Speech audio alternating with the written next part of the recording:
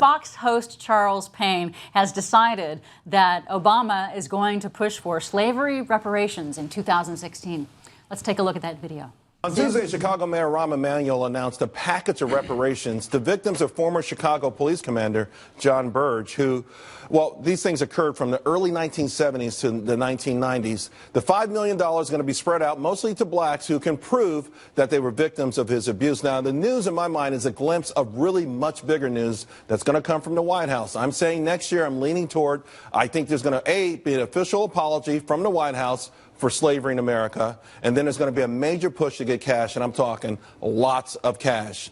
Ever since General William Sherman's special field order on January 16, 1865, of 40 acres and a mule to the blacks at Sea Island, Georgia, it has been a promise. Well, it's been seen as a promise by the federal government that's never been fulfilled.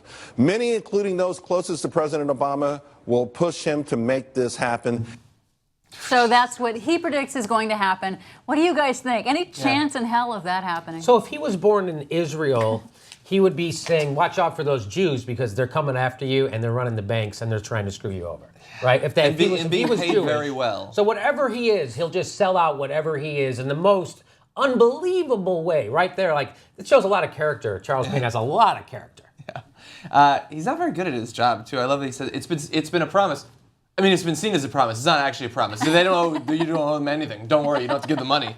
And no one, of course, is going to call him on this in a year when Obama does not provide cash settlements for slavery reparations. So the issue is so ridiculous that he shouldn't have had to respond to it. But back in 2008, he was asked specifically about it, and he said he's not in favor of cash as a settlement for I don't know how many times slavery. he has to say this, but it's ridiculous. It's not and real. I wish. I mean, there's Media Matters and there's Pundit Fact that do the actual fact checking, and occasionally they will look back at the sort of predictions, the history predictions that pundits make.